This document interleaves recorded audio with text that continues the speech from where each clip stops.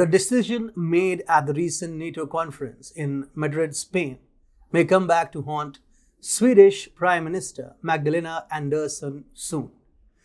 Now she runs the risk of losing the impending September 2022 prime ministerial elections. Are you curious as to what really transpired during the Madrid conference and how that would affect Magdalena Andersson's chances of winning the next term? Hi and welcome to TFI Global, the foreign affairs and geopolitical analysis arm of the TFI Media Group. I'm your host Atul Mishra, and if you still haven't subscribed to the TFI Global channel yet, hit the subscribe button and press the bell icon to receive all the latest updates. Let's begin. For months now, there has been a lot of tussle going on between NATO and Turkey on the issue of facilitating the entry of Sweden and Finland to the Western military alliance. Turkey has been casting reluctance on letting both countries enter the alliance. Turkish resistance stems from the belief that both countries back terrorists.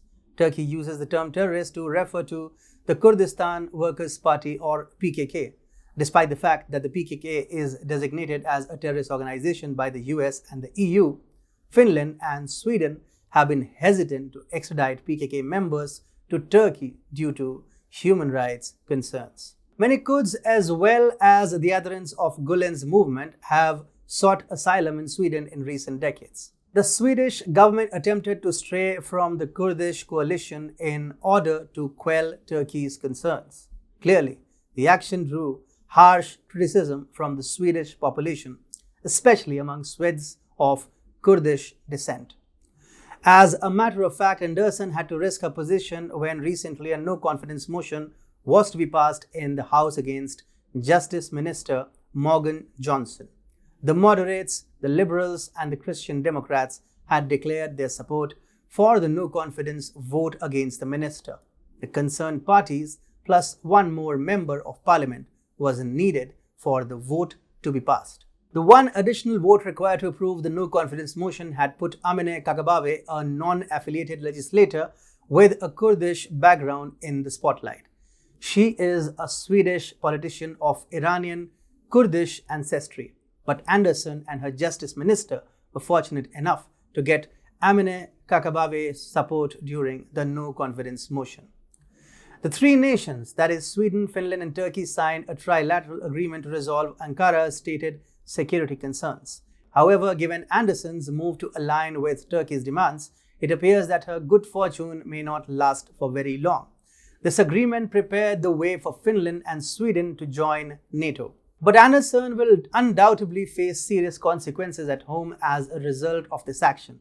The accord was sharply attacked by the Swedish Social Democrats, the largest governing party, and, interestingly, the same party which Prime Minister Magdalena Andersson and Foreign Minister Ann Linde belong to.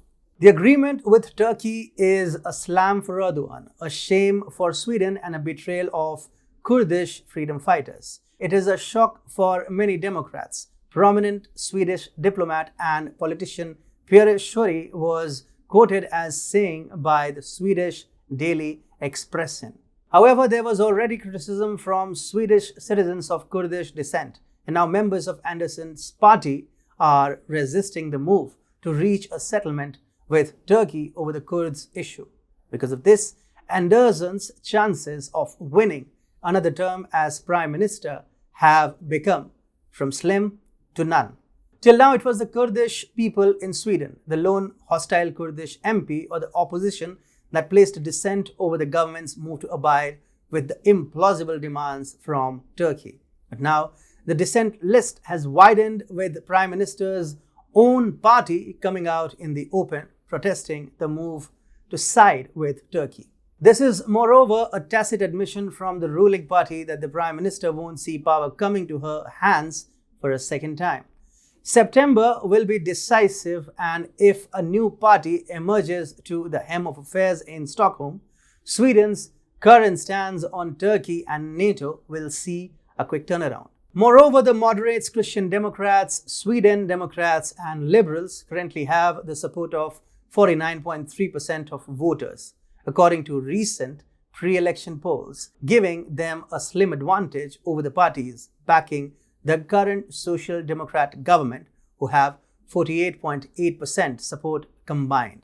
This would undoubtedly interfere with Turkey's efforts to advance its anti-Kurd agenda in Sweden, which it has already been attempting to do by backing the recently founded pro-Islamic party Nyanset or Nuance Party in Sweden, looking to garner support from the Muslim populace.